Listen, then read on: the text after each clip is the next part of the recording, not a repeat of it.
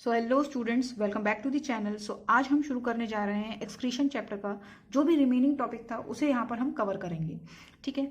और इस वीडियो के एंड में आपको इस चैप्टर की नोट्स भी प्रोवाइड कर दिए जाएंगे और डिस्क्रिप्शन में पीडीएफ का लिंक भी आपको प्रोवाइड कर दिया जाएगा, वहाँ से आप सभी नोट्स को ले सकते हैं, ठीक है। पीडीएफ फॉर्मेट में होंगे सारे नोट्स।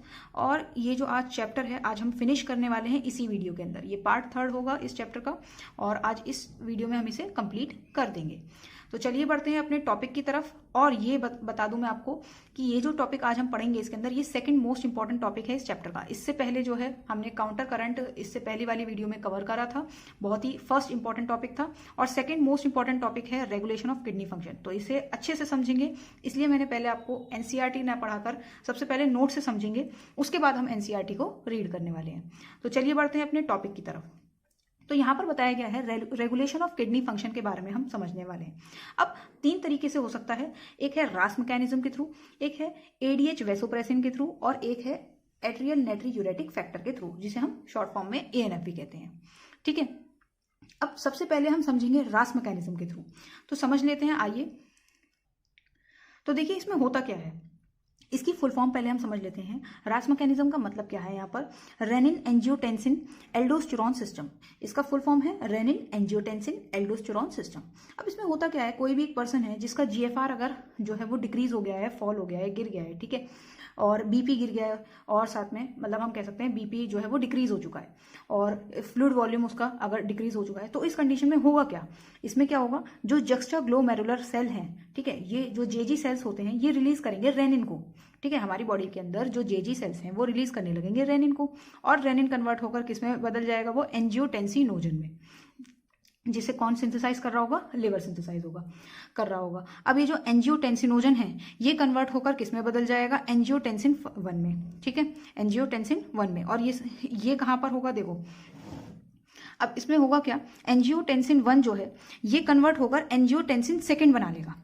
क्या बना लेगा, एंजियोटेंसिन 2 बना लेगा। यहां पर ये लंग के अंदर सिंथेसिस चल रही होती है, जिसमें एंजियोटेंसिन कन्वर्टिंग एंजाइम इसके अंदर रोल प्ले करता है, ठीक है। तो एक बार फिर से समझते हैं। देखिए हुआ क्या, रेनिन एंजियोटेंसिन एल्डोस्टेरोन सिस्टम के अंदर बात क्या हुई कि ये जो पर्सन था, कोई भी एक पर्सन था, उसका जीएफआर जो है वो डिक्रीज हो गया। जीएफआर मतलब ग्लोमेरुलर फिल्ट्रेशन रेट, उसका ब्लड प्रेशर डिक्रीज हो गया और साथ साथ उसका फ्लूइड वॉल्यूम जो है वो डिक्रीज हो जाता है। तो उससे होता क्या है, उस कंडीशन में जेजी सेल्स जो हैं वो क्या हो जाते हैं, वो रिलीज करते हैं रेनिन को, और रेनिन जो है वो क्या रिलीज करता है, एंजियोटेंसिनोजन को, जिसे लिवर सिंथेसाइज कर रहा होता है। अब ये जो एंजियोटेंसिनोजन है ये कन्वर्ट हो जाएगा किसमें, एंजियोटेंसिन 1 में, ठीक है। ये किसमें बदल गया, एंजियोटेंसिन 1 में। अब ये जो एंजियोटेंसिन 1 है ये कन्वर्ट होकर क्या बना लेगा, एंजियोटेंसिन 2 बना लेगा। और ये काम कहाँ चल रहा होगा, ये जो लंग है, लंग्स जो होते हैं वो सिंथेसाइज कर रहे होते हैं एंजियोटेंसिन कन्वर्टिंग एंजाइम, जिसकी मदद से जो एंजियोटेंसिन 1 है वो एंजियोटेंसिन 2 में बदल जाता है, ठीक है। यहाँ इस डायग्राम के अंदर बताया गया है, जो जेजी सेल्स होते हैं, ये देखिए ग्लोमेरुलर फिल्ट्रेशन,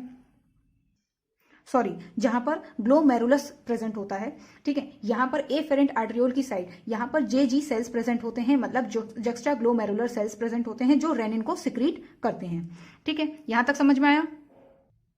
अब होने क्या वाला है, देखिए होगा क्या, एंजियोटेंसिन 2 जो रिलीज हो चुका है, कन्वर्ट हो चुका है, बन चुका है, मतलब एक तरीके से वो क्या करेगा, वो एड्रिनल कॉर्टेक्स से क्या सिक्रीट कराएगा, एल्डोस्टेरोन को सिक्रीट कराएगा, या जिसे हम कहते हैं मिनरलोकॉर्टिकॉइड्स को, ठीक है। अब ये जो एल्डोस्टेरोन है ये क्या करेगा, ये रीअब्जॉर्प्शन करा लेगा, किसका, वाटर का, सोडियम आयन का, कहां पर कराएगा, distal part of renal tubule के अंदर, डीसीटी के अंदर। और ये कंडीशनल रीअब्जॉर्प्शन होगा डीसीटी के अंदर, जो हम पहले भी पढ़ चुके हैं। नेक्स्ट, और एक और काम साथ में करेगा ये एक वेसो कॉन्स्ट्रिक्शन होता है। वेसो कॉन्स्ट्रिक्शन, कॉन्स्ट्रिक्शन का मतलब है किसी भी चीज को कम करना, छोटा करना, ऐसे करके, ठीक है। जैसे कि मतलब जो ब्लड वेसल्स होती हैं, जिनका अगर ल्यूमिन की बात करें, जो ये डायमीटर होता है, इन्हें कॉन्स्ट्रिक्ट कर देगा, जिसकी वजह से ये छोटी हो जाएंगी, मतलब एक तरीके से दब जाएंगी, और दबने की वजह से ब्लड फ्लो जो है वो फास्ट हो जाएगा और बीपी जो है वो बढ़ जाएगा। क्या हो जाएगा, बीपी जो है बढ़ जाएगा। तो ये कंडीशन देखने के लिए मिलेगी हमें रास मैकेनिज्म के अंदर। अब थियोरेटिकली इसे एक बार और समझ लेते हैं। तो होने क्या वाला है, देखिए, there is a special sensitive reason called juxtaglomerular apparatus. एक स्पेशल सेंसिटिव रीजन होता है जिसे हम जेजीए कहते हैं, जो बनता कैसे है, जो डीसीटी सेल्स होते हैं उसके सेल्यूलर मॉडिफिकेशन की वजह से और एफरेंट आर्टरियोल की वजह से, जहां पर ये एक लोकेशन पर मीट करते हैं, उधर जाकर ये जो है जेजीए बनता है, ठीक है, यहाँ पर ये फॉर्म होता है। नेक्स्ट, जेजीए जो है रेगुलेट करता है जीएफआर को बाय रेनिन एंजियोटेंसिन मैकेनिज्म के थ्रू। ये जीएफआर को रेगुलेट करेगा। इसको रेगुलेट करने का काम किसका है? जीएफआर को रेगुलेट करने का काम जेजीए का है, मतलब जक्स्टा ग्लोमेरुलर अपैरेटस का काम है। और किसके थ्रू करता है? ये रास मैकेनिज्म के थ्रू करता है। अब जैसे ही ग्लोमेरुलर ब्लड फ्लो डिक्रीज होगा या ग्लोमेरुलर ब्लड प्रेशर डिक्रीज होता है, जीएफआर डिक्रीज होता है, तो इससे क्या होगा? एक्टिवेट हो जाएंगे कौन? जेजी सेल्स एक्टिवेट हो जाएंगे और क्या रिलीज करने लगेंगे? रेनिन को रिलीज करने लगेंगे। अब ये जो रेनिन है ये कन्वर्ट होकर क्या बना लेगा? एंजियोटेंसिनोजन ब्लड के अंदर ही, और फिर उससे क्या हो जाएगा? उससे क्या बन जाएगा? Angiotensin 1 and further to angiotensin 2। ठीक है, अब ये जो एंजियोटेंसिन 2 है ये एक वेसोकॉन्स्ट्रिक्टर होता है। अब इस एंजियोटेंसिन 2 का क्या काम पढ़ा था हमने ये पढ़ा था कि ये जो है इंक्रीज कर देगा ग्लोमेरुलर ब्लड प्रेशर को और ग्लोमेरुलर फिल्ट्रेशन रेट को। इसी के साथ साथ ये एड्रिनल कॉर्टेक्स को भी एक्टिवेट कर देगा और उससे क्या रिलीज करवाएगा? एल्डोस्टेरोन रिलीज करवाएगा। अब ये जो एल्डोस्टेरोन है ये क्या काम करने वाला है? ये रीएब्जॉर्प्शन करा लेगा किस किस चीज का? सोडियम आयन का, वाटर का, और कहां पर कराएगा? डिस्टल पार्ट ऑफ ट्यूब्यूल के अंदर, जिससे कि क्या हो जाएगा? जो ब्लड प्रेशर है और जीएफआर है वो बढ़ जाएगा। आई होप समझ में आ गया होगा यहाँ तक आपको रास मैकेनिज्म के बारे में। अब हम नेक्स्ट मैकेनिज्म के बारे में पढ़ते हैं, that is regulation bye ADH vasopressin जिसे कहते हैं। अब किडनी फंक्शन को रेगुलेट कर रहे हैं किसके द्वारा? एडीएच के द्वारा, जिसे हम वेसोप्रेसिन भी बोलते हैं। एडीएच का पूरा नाम है एंटी डायूरेटिक हार्मोन। अब होता क्या है, जैसे ही ब्लड फ्लूइड वॉल्यूम जो है वो डिक्रीज होता है या ब्लड प्रेशर डिक्रीज होता है, तो इससे क्या हो जाएगा? ऑस्मो रिसेप्टर्स जो है वो एक्टिवेट हो जाते हैं। कौन एक्टिवेट हो जाते हैं? ऑस्मो रिसेप्टर्स एक्टिवेट हो जाते हैं। अब इन ऑस्मो रिसेप्टर्स के एक्टिवेट होने की वजह से एक मैसेज जाता है किधर? हाइपोथैलेमस पर। हाइपोथैलेमस क्या करती है? पोस्टीरियर पिट्यूटरी से रिलीज करवाती है किसे? एडीएच को। देखिए एडीएच यहां पर रिलीज होगा। एडीएच रिलीज होते ही क्या होगा? उसके दो काम होंगे। ये रीएब्जॉर्प्शन करा लेगा किस किस चीज का? ये रीएब्जॉर्प्शन करा लेता है वाटर का, सोडियम आयन का, कहां पर? Distal part of renal tubule के अंदर। और साथ साथ ये भी वेसो कॉन्स्ट्रिक्शन का काम करता है। ब्लड वेसल्स वेसो कॉन्स्ट्रिक्ट हो जाएंगी, जिससे कि ब्लड प्रेशर फिर से बढ़ जाएगा। तो दोनों का ही काम कैसा था? ब्लड प्रेशर को बढ़ाने का काम था। यहां पर एडीएच ने करा था, वहां पर एंजियोटेंसिन 2 काम कर रहा था। ठीक है, अब यहाँ पर फीडबैक मैकेनिज्म चलता है। इसमें होता क्या है, जो फ्लूइड वॉल्यूम जब मेंटेन हो जाता है तो एक फीडबैक मैकेनिज्म की वजह से होता क्या है? ऑस्मो रिसेप्टर्स ऑफ हो जाते हैं, ये स्विच ऑफ हो जाएंगे और साथ साथ एडीएच का सिक्रीशन भी ऑफ हो जाएगा, बंद हो जाएगा। किसका? एडीएच का सिक्रीशन भी बंद हो जाएगा।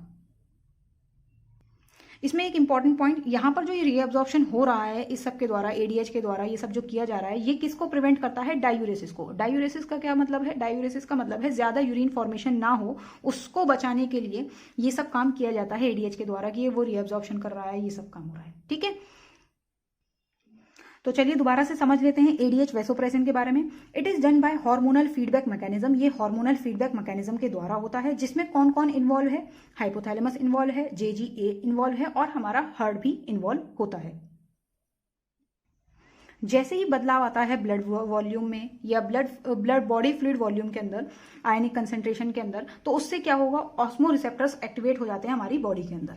जैसे अब क्या होता है, व्हेन बॉडी फ्लूइड लेवल जो है वो डाउन हो जाएगा, डिक्रीज हो जाएगा, तो ऑस्मो रिसेप्टर्स स्टिमुलेट कर देंगे किसको? हाइपोथैलेमस को। और हाइपोथैलेमस से क्या रिलीज कराएंगे? एडीएच रिलीज कराएंगे। एंटी डायूरेटिक हार्मोन को सिक्रीट कराते हैं, रिलीज कराते हैं। उसके बाद क्या होता है, ये जो है ये क्या काम करता है? एडीएच जो है वाटर का रीअब्जॉर्प्शन करा लेता है, कहां पर? डीसीटी के अंदर और कलेक्टिंग डक्ट के अंदर। और साथ में ये डायूरेसिस को भी प्रिवेंट करता है, जिससे कि बॉडी फ्लूइड वॉल्यूम जो है वो बढ़ जाता है। ठीक है, और इसी के द्वारा होता क्या है? स्विच ऑफ हो जाते हैं हमारे। जैसे ही कंडीशन होती है बॉडी फ्लूइड वॉल्यूम बढ़ेगा, ऑस्मो रिसेप्टर्स जो है वो स्विच ऑफ हो जाएंगे, एडीएच भी जो है सप्रेस हो जाएगा, जिससे कि फीडबैक मैकेनिज्म जो है ये पूरा कंप्लीट हो जाता है। एडीएच जो है वो कंस्ट्रिक्ट कर देता है ब्लड वेसल्स को, जिससे कि बीपी जो है बढ़ जाता है, और इसी साथ साथ क्या होता है, जो ग्लोमेरुलर ब्लड फ्लो है और जीएफआर है वो भी बढ़ जाता है। तो देखिए लास्ट यहां पर आता है regulation by ANF, atrial natriuretic factor के थ्रू कैसे किडनी फंक्शंस को रेगुलेट किया जाता है वो यहां पर हम समझेंगे। ब्लड प्रेशर अगर बढ़ता है तो इससे क्या होता है कि जो हार्ट की वॉल्स हैं, कौन सी? एट्रियल वॉल्स, ये इसे सेंस कर लेती हैं और सेंस करने के बाद क्या करती हैं? रिलीज करती हैं एएनएफ को। एट्रियल नाट्रियूरेटिक फैक्टर यहाँ पर रिलीज होगा। अब ये जो एएनएफ है ये क्या करता है, ये वैसोडाइलेशन करता है। अभी तक हमने देखा दोनों जो मैकेनिज्म थे जिनके अंदर क्या हो रहा था, वैसो कॉन्स्ट्रिक्शन का काम हो रहा था, जो ब्लड वेसल्स हैं वो कॉन्स्ट्रिक्ट हो रही थी। यहाँ पर क्या होगा, ब्लड वेसल्स जो है वो कॉन्स्ट्रिक्ट ना होकर डायलेट हो जाएंगी, जिससे कि जो ब्लड फ्लो है वो ईजी हो जाएगा। और जब ब्लड फ्लो ईजी हो जाएगा तो ब्लड प्रेशर भी अपने आप ही वो डाउन हो जाएगा, डिक्रीज हो जाएगा। ठीक है, अब देखिए इसमें होता क्या है, ये जो रेगुलेशन बाय एएनएफ है, ये एएनएफ जो है ये चेक मतलब यहाँ पर अपोजिट है किसका, रेनिन एंजियोटेंसिन मैकेनिज्म का। अगर हम बात करें तो देखिए इसमें होता क्या है, जैसे ही ब्लड फ्लो बढ़ रहा है तो एट्रिया ऑफ हार्ट जो है वो क्या करती हैं, कॉज करती हैं, मतलब रिलीज कर देती हैं किसको, एट्रियल नाट्रियूरेटिक फैक्टर को। अब जैसे ही एएनएफ रिलीज होता है ये वैसोडाइलेशन करा देता है, मतलब क्या, मतलब जो ब्लड वेसल्स हैं वो उन्हें डायलेट करा देगा, और जैसे ही ब्लड वेसल्स डायलेट हो जाएंगी जो ब्लड प्रेशर है वो इजीली डिक्रीज हो जाएगा। तो ये सब पढ़ा है हमने रेगुलेशन ऑफ किडनी फंक्शन के बारे में। ये था नोट्स के द्वारा जो हमने समझा। अब इसको हम एनसीईआरटी से लाइन बाय लाइन रीड करेंगे और देखना आपको कितना समझ में आता है। इजीली अब आप उसे समझ पाएंगे एनसीईआरटी की लाइन्स को। तो देखिए रीड आउट करते हैं किसको, रेगुलेशन ऑफ किडनी फंक्शन के बारे में। The functioning of the kidneys is efficiently monitored and regulated by the hormonal feedback mechanism involving the hypothalamus, JGA and to a certain extent the heart. अब इसमें होता क्या है, जो किडनी फंक्शनिंग का काम है वो किसके द्वारा मॉनिटर किया जाता है, रेगुलेट किया जाता है, वो है हमारा हार्मोनल फीडबैक मैकेनिज्म। जिसमें कौन कौन इन्वॉल्व होता है, कौन कौन शामिल है, वो है हाइपोथैलेमस, जेजीए और कुछ हद तक हमारा हार्ट भी इसमें इन्वॉल्व होता है। अब इसके बाद होता क्या है, ऑस्मो रिसेप्टर्स जो हमारी बॉडी के अंदर हैं वो एक्टिवेट हो जाते हैं। किस वजह से, जैसे ही ब्लड वॉल्यूम में कोई बदलाव आता है, या बॉडी फ्लूइड वॉल्यूम में बदलाव आता है, या आयनिक कंसेंट्रेशन में कोई बदलाव आता है, तभी हुआ गया जो हमारे ऑस्मो रिसेप्टर्स हैं वो एकदम एक्टिवेट हो जाएंगे। And excessive loss of fluid from the body can activate these receptors which stimulate the hypothalamus. जैसे ही ज्यादा जो बॉडी से फ्लूइड है वो रिलीज हो रहा है, वो लॉस हो रहा है उसका, तो उससे क्या होगा, ये जो रिसेप्टर्स हैं वो एक्टिवेट हो जाएंगे, और इससे क्या होगा, जो हाइपोथैलेमस है उसे स्टिमुलेट कर देंगे कि उससे कहेंगे भैया तू एडीएच जो है वो रिलीज कर, तुम जो है एडीएच जल्दी से, हाइपोथैलेमस जो तुम एडीएच को रिलीज करो।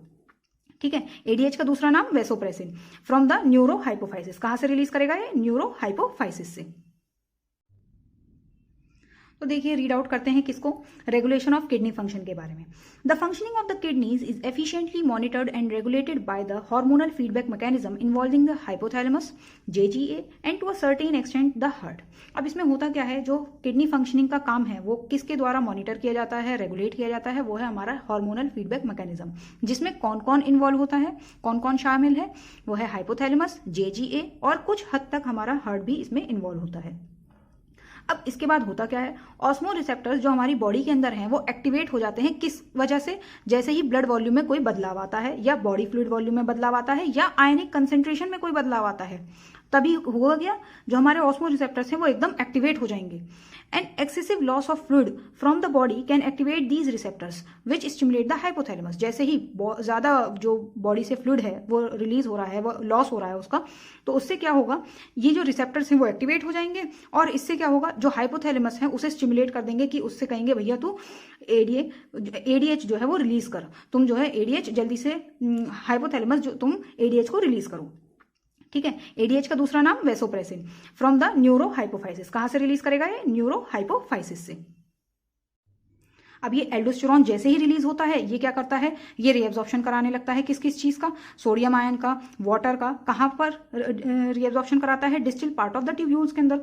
This also leads to an increase in blood pressure and GFR. अब जैसे ही ये काम कराएगा इससे क्या होगा, ब्लड प्रेशर बढ़ जाएगा और जीएफआर बढ़ जाएगा। यही जो कॉम्प्लेक्स मैकेनिज्म है इसी को हम क्या कहते हैं, रेनिन एंजियोटेंसिन मैकेनिज्म कहते हैं। ठीक है, लास्ट मैकेनिज्म इसमें हम समझेंगे, लास्ट इसके अंदर बात समझेंगे हम यहाँ पे। An increase in blood flow to the atria of heart can cause the release of.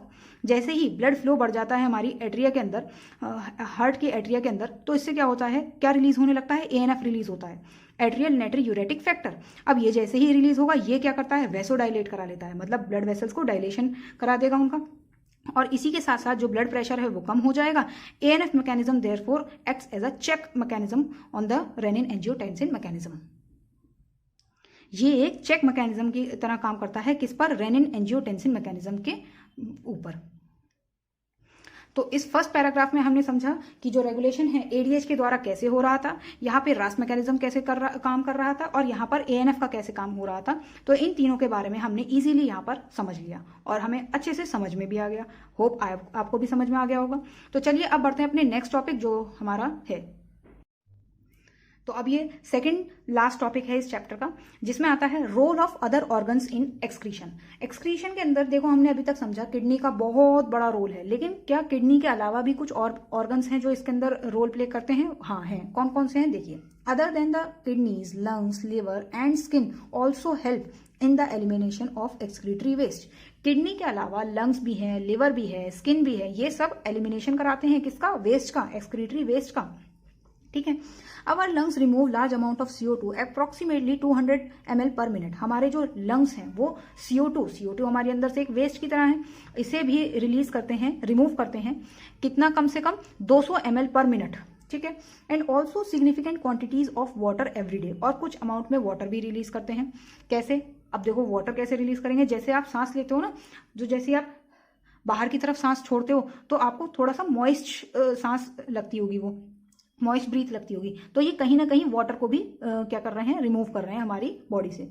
Liver the largest gland in our body. Liver क्या है? हमारी बॉडी की सबसे बड़ी ग्लैंड है। ये क्या करती है? बाइल कंटेनिंग सब्सटेंसेस को, जैसे कि बिलिरुबिन है, बिलीवर्डिन है, कोलेस्ट्रॉल है, डिग्रेडेड स्टेरॉइड हार्मोन्स हैं, विटामिन हैं, ड्रग्स हैं, इन सबको क्या करती है? सिक्रीट करती है। Most of these substances ultimately pass out along with digestive waste, और कुछ इनमें से ज्यादातर जो सब्सटेंसेस हैं वो भी हमारे डाइजेस्टिव वेस्ट के साथ साथ पास आउट हो जाते हैं हमारी बॉडी से। तो यहां तक हमने लंग्स और लिवर का फंक्शन समझा। अब आते हैं हमारी स्किन ग्लैंड्स के ऊपर। तो देखिए यहां पर होता क्या है स्किन के ऊपर, the sweat and sebaceous glands in the skin. Skin के अंदर कौन सी प्रेजेंट होती हैं ग्लैंड्स? स्वेट और सेबेशियस ग्लैंड्स प्रेजेंट होती हैं। ये क्या करती हैं? एलिमिनेट करती हैं कुछ सब्सटेंसेस को अपने सिक्रीशंस के थ्रू। कैसे? जो स्वेट प्रोड्यूस्ड होता है by the sweat gland is a watery fluid containing NaCl, small amount of urea, lactic acid. ये जो हमारी स्वेट ग्लैंड के थ्रू जो स्वेट है, पसीना है जो रिलीज होता है हमारी बॉडी से, उसके अंदर क्या होता है? कुछ अमाउंट में NaCl है, यूरिया है और लैक्टिक एसिड प्रेजेंट होता है। Though the primary function of sweat is to facilitate a cooling effect on the body surface. जो स्वेट का पहला प्राइमरी फंक्शन है वो क्या है? हमारी बॉडी को कूल इफेक्ट देना। ठीक है। It also helps in the removal of some of the waste mentioned above. अब ये इसके साथ साथ देखो स्वेट क्या करेगा? कुछ ये वेस्ट भी हमारी बॉडी से निकालेगा और साथ साथ हमें कूलिंग इफेक्ट भी देता रहेगा। सेबेशियस ग्लैंड्स की बात करें, ये भी एलिमिनेट करते हैं कुछ सब्सटेंसेस को, जैसे कि स्टेरॉल्स हैं। ठीक है, सॉरी स्टेरॉल्स हैं ये, और ये हैं हाइड्रोकार्बन्स हो गए, वैक्सीज हो गए, थ्रू सीबम के थ्रू ये उसको एलिमिनेट करते हैं। This secretion provides a protective oily covering for the skin. ठीक है, हमारी स्किन के लिए एक ऑयली कवरिंग, प्रोटेक्टिव कवरिंग होती है, इसे बनाए रखता है। और इसी के साथ साथ यहाँ पर बताया गया है कि जो small amount of nitrogenous waste है वो हमारे सलाइवा से भी जो है वो एक्सक्रीट आउट, एलिमिनेट किया जाता है। तो इन दो टॉपिक को हम यहाँ पर जो है नोट से कवर नहीं करेंगे, क्योंकि बहुत ही इजी लैंग्वेज लिखी हुई है, कोई इसे इसमें समझने का जो है चक्कर नहीं है। ठीक है, तो आप इजीली यहाँ से समझ सकते हैं, और नोट्स में वैसे आपको प्रोवाइड किए जाएंगे ये सारे टॉपिक्स भी। ठीक है, तो चलिए अब बढ़ते हैं अपने लास्ट टॉपिक की तरफ, that is disorder of the excretory system. Excretory system के क्या क्या डिसऑर्डर हो सकते हैं? जब हमारी किडनी जो है मेल फंक्शन करने लगती है, तो मतलब प्रॉपर फंक्शनिंग नहीं होती उसके अंदर, तो उससे क्या होता है? यूरिया जो है एक्यूमुलेट होने लगता है हमारे ब्लड के अंदर, और इस कंडीशन को हम क्या कहेंगे? यूरेमिया बोलते हैं, विच इज हाईली हार्मफुल। ये बहुत ज्यादा हार्मफुल होती है और जिसकी वजह से किडनी फेलियर भी हो सकता है। कुछ पेशेंट्स में क्या होता है? यूरिया जो है रिमूव किया जाता है एक प्रोसेस के थ्रू, जिसे हम हीमोडायलिसिस कहते हैं। ठीक है, जो blood drain from a convenient artery, blood को एक कन्वीनियंट आर्टरी से निकाला जाता है, लिया जाता है, and is pumped into a dialysing unit, और उसे किस में डाल दिया जाता है? एक डायलाइजिंग यूनिट के अंदर। और उसमें कैसे डालेंगे? डायलाइजिंग यूनिट में डालने से पहले एक एंटीकोगुलेंट उसमें ऐड किया जाता है, जिसे हम कहते हैं हिपैरिन। ठीक है, जो ये यूनिट होती है उसके अंदर एक कॉइल्ड करके इस तरीके से एक सेलोफेन ट्यूब होती है, जो एक फ्लूइड से यहाँ पे सराउंडेड होती है, जिसे हम डायलाइजिंग फ्लूइड कहते हैं। ठीक है, और इस डायलाइजिंग फ्लूइड के अंदर सेम कॉम्पोजिशन होता है जैसे कि प्लाज्मा के अंदर होता है, बस उसके अंदर इस डायलाइजिंग फ्लूइड में नाइट्रोजनस वेस्ट नहीं होती।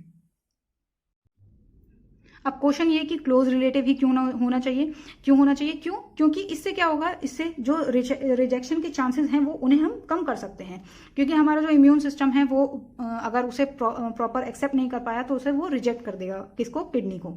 ठीक है। Modern clinical procedures have increased the success rate. अब यही बताया गया है कि इसके अंदर बहुत सारी जो हमारे मॉडर्न प्रोसीजर्स हैं, इजीली हमारा सक्सेस रेट अच्छा है और इजीली जो है रीनल फेलियर कंडीशन को जो है ट्रीट किया जा रहा है किडनी ट्रांसप्लांटेशन के थ्रू। नेक्स्ट इसमें रीनल कैलकुली का मतलब जहां आपने सुना होगा स्टोन्स हो जाते हैं, स्टोन या इनसॉल्युबल मास जो होते हैं क्रिस्टलाइज सॉल्ट के, जिन्हें हम ऑक्सैलेट्स कहते हैं। ठीक है, ऑक्सैलेट्स होते हैं, ये हमारी किडनी के अंदर फॉर्म होने लगते हैं, इसे हम रीनल कैलकुली कंडीशन बोलते हैं।